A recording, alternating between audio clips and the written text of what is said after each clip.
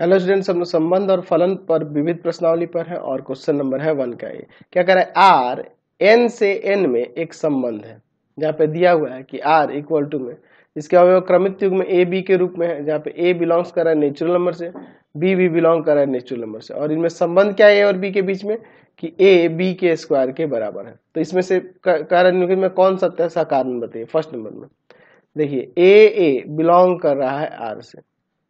For all सभी ए belongs to natural number के लिए, सभी नेचुरल नंबर के लिए क्या ए बिलोंग कर सकता है आर से। देखिए अगर नेचुरल नंबर 1 को देखें तो 1 बिलोंग करता है आर से, ऐसे आप लिख सकते हैं क्योंकि 1 के स्क्वायर के इक्वल हो जाएगा। लेकिन यही अगर 2 की बात करें तो कह देंगे कि नहीं बिलोंग करेगा आर से। क्यों? क्योंकि 2 के स्क्वायर के इक्वल नहीं हो सकता है ना जी। ऐसे किसी के लिए भी नहीं हो सकता है, सिर्फ 1 को छोड़कर कोई ऐसा हम लोग प्राकृत संख्या नहीं पा सकते। लिख सकते हैं कि प्राकृत संख्या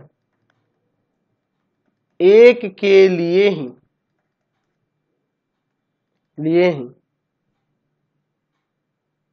ए बिलोंग्स टू आर सत्य है,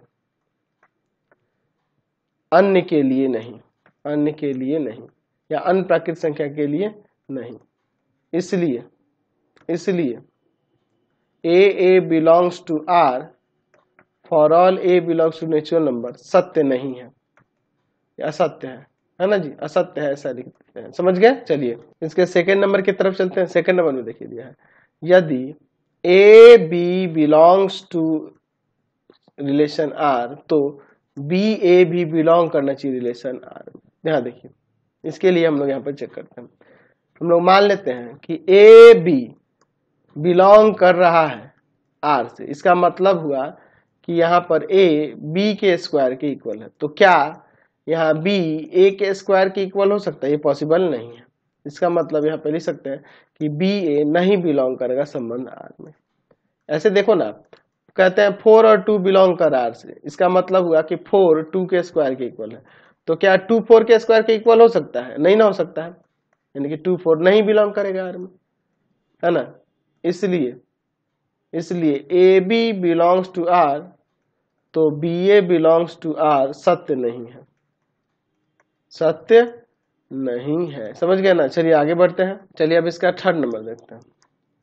यदि ए बी बिलोंग्स कर रहा है आर से और बी सी बिलोंग कर रहा है आर से, तो यहाँ ए सी बिलोंग करेगा आर। इसको चेक करना सत्य के लिए हम लोग मान लेते हैं यहाँ पर कि ए और बी बिलोंग कर रहा है आर से तथा बी सी भी बिलोंग कर रहा है संबंध आर से। तो इसका मतलब हुआ कि ए बी के स्क्वायर के इक्वल है तथा यहाँ से बी सी के स्क्वायर के इक्वल है। तो इन दोनों से क्या कंक्लूजन निकलेगा? ए इक्वल टू बी की जगह पे यहाँ पे क्या रख देते हैं? सी स्क्वायर, यानी आ जाएगा यहाँ पे ए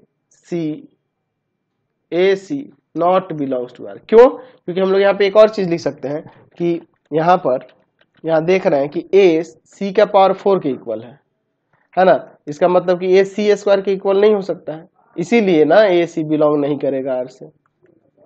ठीक है ना जी। इसलिए लिख सकते हैं कि A B belongs to R, B C belongs to R, तो A C belongs to R सत्य नहीं है, असत्य है। ऐसा हम लोग यहाँ पे लिख सकते हैं। समझ गए? नेक्स्ट देखते हैं 1 का बी नंबर। संबंध आर दिया है, किस तरह से दिया है?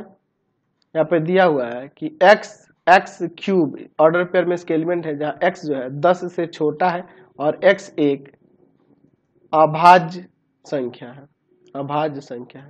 इस तरह से संबंधित करें। फिर हमें इस संबंध का प्रांत और परिसर भी ज्ञात करना। तो ये संबंध निकालना है और फिर इसके प्रांत और परिसर को भी दिखाना है। तो देखिए यहाँ x 10 से छोटा है तथा x एक अभाज्य संख्या है। तो 10 से छोटा और अभाज्य संख्या है, इसका मतलब कि x का मान आपका 2 हो सकता है, 3 हो सकता है, 5 हो सकता है, 7 हो सकता है ना जी। 2 3 5 और 7 हो सकता है, यही ना हो सकता है। चलिए तो यहाँ पर अगर हम लोग बात करेंगे यहाँ पर r की, तो क्या हो जाएगा? 2 रख देते हैं, ठीक है, 3 रख देते हैं, 5 रख देते हैं और फिर 7 रख देते हैं, ये ना हो जाएगा जी। तो r देखिए रिलेशन r क्या हो जाएगा? 2, 8 3,27, 5,125 और यहाँ 7,343, ये ना हो जाएगा जी।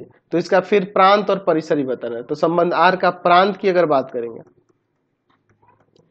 यहाँ 2, 3 प्रथम घटकों का समुच्चय 5, 7 और परिसर की बात करेंगे तो द्वितीय घटकों का समुच्चय, यहाँ पे द्वितीय घटकों का समुच्चय 8, 27, 125 और 343 हो जाएगा। समझ गए? नेक्स्ट देखिए 2 का ए नंबर, कह रहा है निम्नलिखित संबंधों में कौन सा फलन है, साकारण बताइए और फिर फलनों की परिसर भी बताइए। देखिए यहाँ पर हम लोग देख रहे हैं, इसके फर्स्ट नंबर से देखते हैं।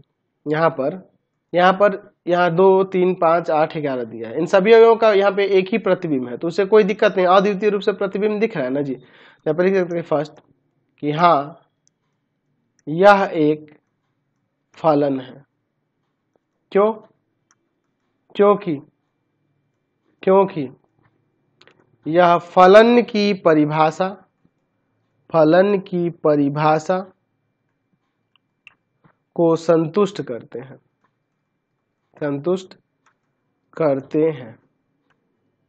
ठीक है, अब इसमें क्या पूछ रहा है, फिर फलन का परिसर, तो यहाँ परिसर में क्या आ जाएगा, परिसर में सिर्फ अवयव एक आएगा।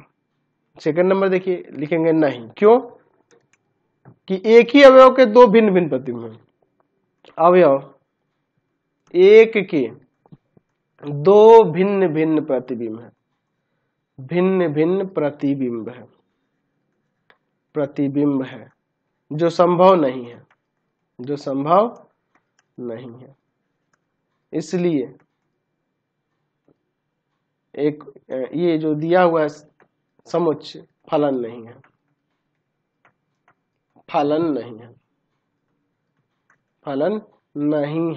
ठीक है ना जी। 2 का बी नंबर देखिए, मान लीजिए ए सेट बी सेट और यहाँ पे फल एफ दिया हुआ इस प्रकार से, तो यहाँ पे ये बताना है कि कौन सा सत्य है। फर्स्ट नंबर में दिया है कि एफ ए से बी में एक संबंध है। देखिए ए समुच्चय में अवयव क्या है, 1, 2, 3 और 4। बी समुच्चय में अवयव क्या है, 1, 5, 9, 11, 15, 16। हमें बस यही देखना होगा कि ये जो एफ दिया हुआ है संबंध होने के लिए पहला घटक इसका, दूसरा घटक इसका, पहला घटक इसका और दूसरा घटक इसका होना चाहिए। पहला देखिए इसका, दूसरा इसका होना चाहिए। 3 है, इसमें 1 है, बिल्कुल है। पहला घटक इसका, दूसरा घटक इसका, पहला घटक इसका, दूसरा घटक इसका। तो ये सब चीजें हो रही है ना जी। तो हाँ ये हाँ सत्य है। ठीक है, क्योंकि एफ जो है सबसेट होगा ए क्रॉस बी का, इसलिए। दूसरा फलन है कि नहीं, एफ जो है फलन है कि नहीं, तो यहां देखिए हम लोग इसमें यहां देख रहे हैं कि एक, यहां देखिए 2 और यहां 2, एक ही अवयव दो के दो भिन्न भिन्न प्रतिबिंब, अवयव 2 के दो भिन्न भिन्न प्रतिबिंब है, इसलिए एफ ए से बी में फलन नहीं है। संबंध है लेकिन फलन नहीं, क्योंकि ये ऐसा पॉसिबल हो ही नहीं सकता है कि एक ही अवयव के दो भिन्न भिन्न प्रतिबिंब मिले फलन के लिए। नेक्स्ट देखते हैं 2 का सी नंबर, एफ और जी निम्नलिखित जैसे परिभाषित यहाँ पे है। सिद्ध करना कि एफ एक फलन है किंतु जी एक फलन नहीं है, ये हमें यहाँ पर दिखाना है। ठीक है ना जी। चलिए देखिए इसके लिए देखते हैं हम लोग। ठीक है, ये फलन है और ये फलन नहीं है, ये हमें दिखाना है। चलिए हम लोग देखते हैं एफ के लिए। यहाँ पर देखिए अगर मैं f3 के वैल्यू की बात करूं तो 3 रखने पे यहाँ पे 3 का स्क्वायर हो जाएगा, नहीं एक्स स्क्वायर के इक्वल हो सकता है ना फंक्शन, या फिर 3 ही रखूं तो हम लोग फंक्शन देख रहे हैं कि देखिए 3 के लिए भी ये फलन हो जा रहा है और 3 के लिए ये भी हो जा रहा है, तो इसमें भी अगर मैं रखूंगा तो 3 इंटू में 3 9। अच्छा तो ठीक है, ये तो ठीक है कि एक ही अवयव था लेकिन समान प्रतिबिंब मिलेगा, है ना। उसी तरह से अगर कोई अन्य अवयव रखूंगा, है ना, तो इसमें कोई दिक्कत नहीं होगा। आप 0 से 3 तक रखो, इसमें रख सकते हैं, और 3 के बाद इसमें रखेंगे तो इसमें रख सकते हैं। तो यहाँ पे लिख सकते हैं कि f के प्रांत के सभी अवयवों के प्रतिबिंब अद्वितीय है, यूनिक है, इसलिए f एक फलन है। लेकिन वही अगर जी की बात करें तो यहाँ देख सकते हैं एफ, यहाँ जी की बात करेंगे तो यहाँ पे अगर जी 2 के वैल्यू की बात करें तो देखिए 2 के इक्वल है तो ये फंक्शन हो जाएगा 2 का स्क्वायर 4, या आप नीचे वाला भी रख सकते हैं क्योंकि यहाँ पे भी 2 के इक्वल का एक्स का वैल्यू, तो ये भी ले सकते हैं, तो 3 इंटू में 2 6 हो जाएगा। तो हम लोग एक ही अवयव के दो भिन्न भिन्न प्रतिबिंब देख रहे हैं, है ना। लिख सकते हैं कि जी के प्रांत के अवयव दो के दो भिन्न प्रतिबिंब है, दो भिन्न प्रतिबिंब है जो संभव नहीं है फलन के लिए, जो संभव नहीं है फलन के लिए, तो इसलिए जी फलन नहीं है, जी एक फलन नहीं है। यही ना हमें परिभाषा साबित करके दिखाना था, हम लोग यहाँ पे दिखा दिए। चलते हैं अब नेक्स्ट क्वेश्चन पे। नेक्स्ट देखते हैं 3rd नंबर, एफ दिया हुआ है यहाँ पे, तो एफ क्या जेड से जेड में फलन है, ये कारण हमें यहाँ पर बताना है। चलिए देखते हैं, यहाँ पर देखिए एफ, या इसका मतलब क्या हुआ, एफ दिया हुआ है, इसके element order pair A B के फॉर्म में है, जो ए प्लस बी के इक्वल है, और यहाँ ए बी क्या है, बिलोंग्स टू इंटीजर है, पूर्णांक है, ठीक है ना जी। अब इसके बाद हम लोग यहाँ पर देखते हैं, ठीक है ना जी। चलिए देखिए यहाँ पर इसका मतलब हुआ कि एफ ए बी रखने पर वैल्यू मिल रहा है A plus B, A B belongs to integer, ठीक है। चलिए तो अगर मैं यहाँ पर इसे ऐसे ले लूँ, एफ 2a ऐसे कर लो, 2 इंटू ए, तो इसके अकॉर्डिंग क्या हो जाएगा, 2 प्लस ए हो जाएगा, 2 प्लस ए हो जाएगा, है ना जी। या अगर मैं एफ 2a और इंटू कुछ नहीं तो 1 ले लेता हूं, तो यहाँ पे आ जाएगा 2a प्लस 1। तो एक ही प्रकार के, एक ही अवयव के यहाँ दो भिन्न प्रतिबिंब है। तो हम देख रहे हैं कि यहाँ पर इन दोनों के प्रतिबिंब भिन्न भिन्न हो जा रहा है, लेकिन ये यहाँ पर अवयव समान ही रखे थे। तो हम लिख सकते हैं कि प्रांत के अवयव 2a के लिए सह प्रांत में भिन्न भिन्न प्रतिबिंब है, भिन्न भिन्न प्रतिबिंब है।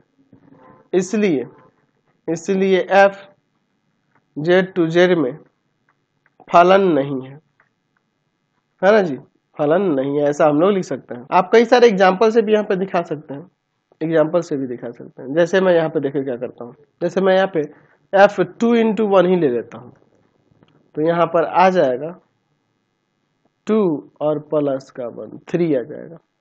अच्छा, अगर मैं यहाँ पर इसको एक काम करता हूँ, यहाँ पर मैं ले लेता हूँ 1 इंटू 2, ये 3 आएगा। लेकिन अगर मैं इसी को मैं यहाँ पर f मान लीजिए मैं ले लेता हूँ, यहाँ पर मैं ले लेता हूँ 4 इंटू 1, तो 4 प्लस 1 5 हो जाएगा। अच्छा, 4 1 जब 4 ना होगा, तो अगर मैं यहाँ पर इसे 2 इंटू 2 4 हो जाएगा, ये भी 2 प्लस 2 यानी ये 4 आ जाएगा। तो देख रहे हैं एक ही अवयव हो गया, 4 होगा, ये भी 4 होगा, लेकिन इसके दो भिन्न भिन्न प्रतिबिंब आ जाएगा।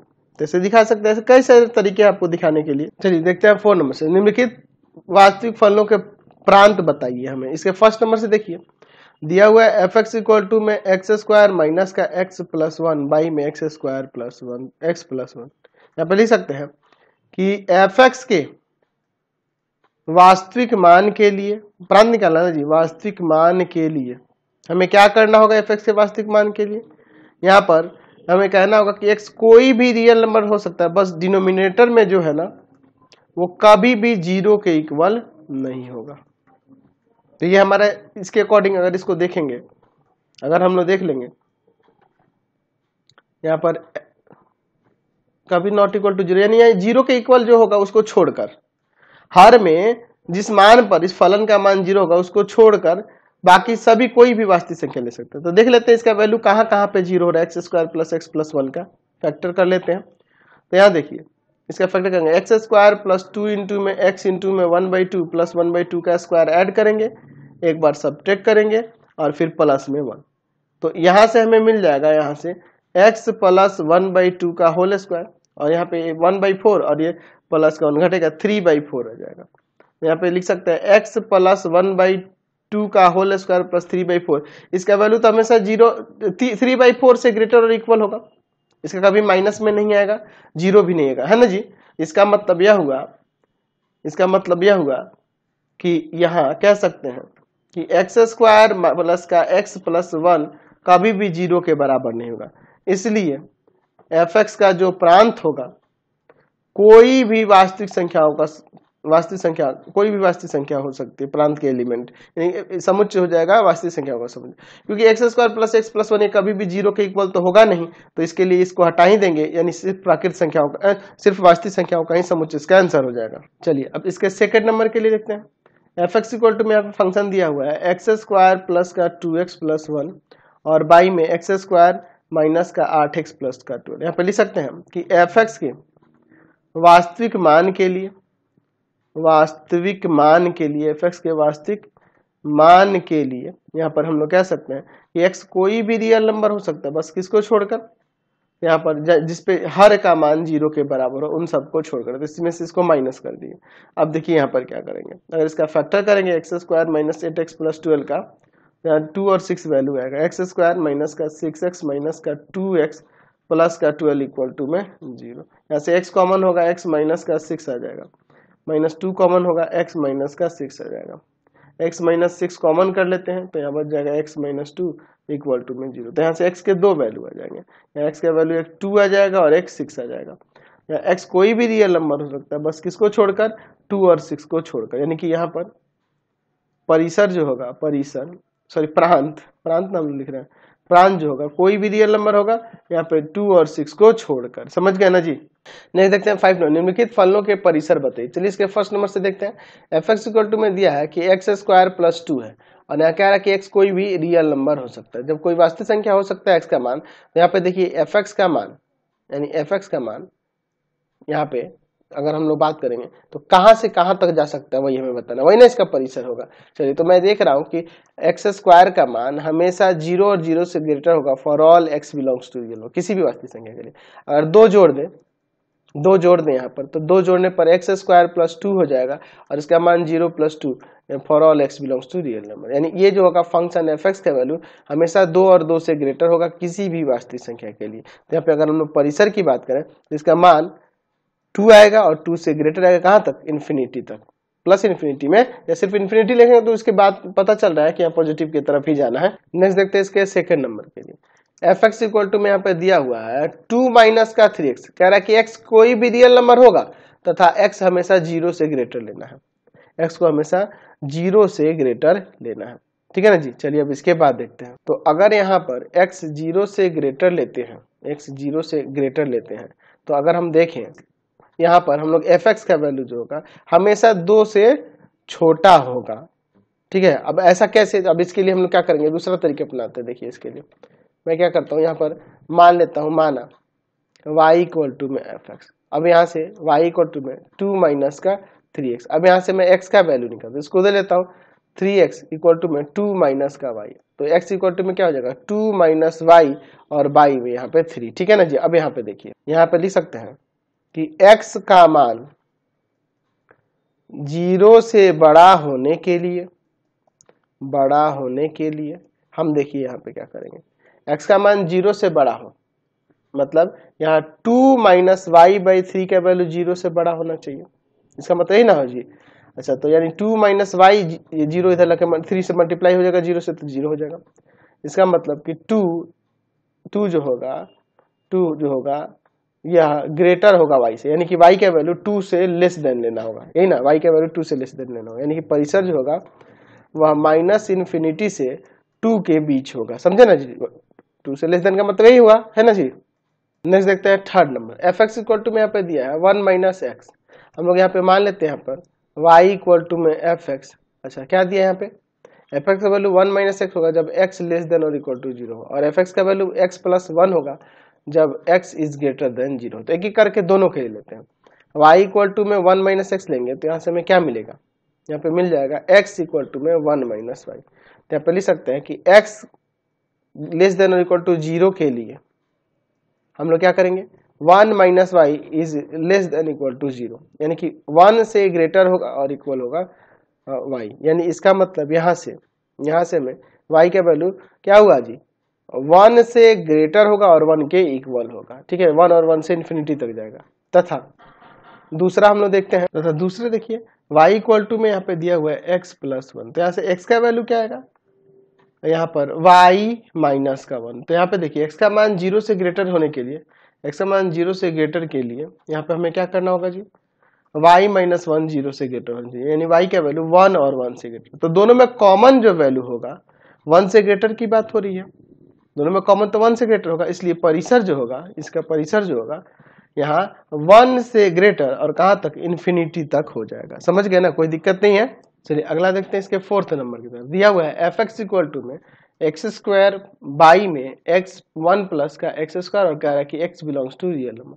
तो यहाँ पे लिख सकते हैं, मान लेते हैं परिचय निकालना y इक्वल टू में fx, तो यानी यहाँ y इक्वल टू में हो जाएगा एक्स स्क्वायर बाई में x 1 प्लस का एक्स स्क्वायर, यहाँ से x का वैल्यू निकालते हैं, तो y प्लस का x square y equal to में एक्स स्क्वायर, इसको इधर लेके चल जाते हैं, y इक्वल टू में एक्स स्क्वायर माइनस का एक्स स्क्वायर y, ठीक है ना जी। अब इसके बाद देखिए एक्स स्क्वायर वहां से कॉमन, y इक्वल टू में 1 माइनस वाई यहाँ पर इंटू में एक्स स्क्वायर, यानी एक्स स्क्वायर इक्वल टू में आ जाएगा y बाई में 1 माइनस वाई। अब देखिए यहाँ पर x इक्वल टू में क्या आ जाएगा, रूट ऑफ y बाई में 1 माइनस का y। तो यहाँ पे अब देखिए हम लोग क्या लिख सकते हैं, यहाँ पे लिख सकते हैं कि x के वास्तविक मान के लिए हमें क्या करना होगा जी, y बाई 1 माइनस वाई का वैल्यू 0 से ग्रेटर होगा और 0 के इक्वल, तथा 1 माइनस वाई कभी भी 0 के बराबर नहीं होगा। अच्छा, अब दूसरा यहाँ पे हम लोग ये देख सकते हैं कि यहाँ अगर हम लोग बात करें y 0 से ग्रेटर है, ठीक है, तो अगर आप 0 से ग्रेटर यहाँ पे रखेंगे और 0 के इक्वल रखेंगे, तो 0 के इक्वल रखेंगे तो चलेगा, लेकिन जब 0 से ग्रेटर रखेंगे तो नीचे ये भी ध्यान देना होगा कि यहाँ निगेटिव नहीं आना चाहिए, यानी कि ये भी हमेशा 0 से ग्रेटर होगा, यानी कि y का वैल्यू जो होगा यह 1 से लेस देन होगा और 0 से ग्रेटर होगा और इक्वल भी होगा। यहाँ से हम लोग यही देख रहे हैं, लेकिन 1 के इक्वल यहाँ नहीं होगा, यहाँ से ये कंक्लूजन। तो तीनों से हमें एक कंडीशन मिल रहा है कि y जो होगा बिलोंग करेगा किससे, 0 भी हो सकता है, 0 से बढ़ सकता है, लेकिन 1 से छोटा होगा, यानी कि परिसर की जब बात करेंगे तो यहाँ हो जाएगा 0 और 0 से ग्रेटर बट लेस देन 1। समझे ना जी बात को। तो आज की क्लास में इतना ही रहने देते हैं, नेक्स्ट वीडियो में आगे देखेंगे। आपको हमारे 3 चैनलों को सब्सक्राइब करना होगा। पहला है path finder classes Chhapra, path finder classes Chhapra. दूसरा है आपके पास भारती भवन रविकांत सर, भारती भवन रविकांत सर। और तीसरा चैनल है Ravikant sir RD Sharma solution, Ravikant sir RD Sharma solution. तीनों चैनलों को सब्सक्राइब कर लेंगे। इससे रिलेटेड वीडियो के लिए सीधे डिस्क्रिप्शन में, इससे रिलेटेड नोट्स के लिए गूगल पे जाकर सर्च करेंगे www.ravikantsir.in और यहाँ जाकर आप सभी क्लासेस के नोट्स, उनके PDF को डाउनलोड कर सकते हैं, पढ़ सकते हैं। इंस्टाग्राम और फेसबुक पे जाकर पाथफाइंडर क्लास छपरा को लाइक एंड फॉलो करना नहीं भूलेंगे। Thanks for watching the video. Comment करके जरूर बताएं कि हमारे चैनल के वीडियोज आप सभी को कैसे लगते हैं। Thanks for watching.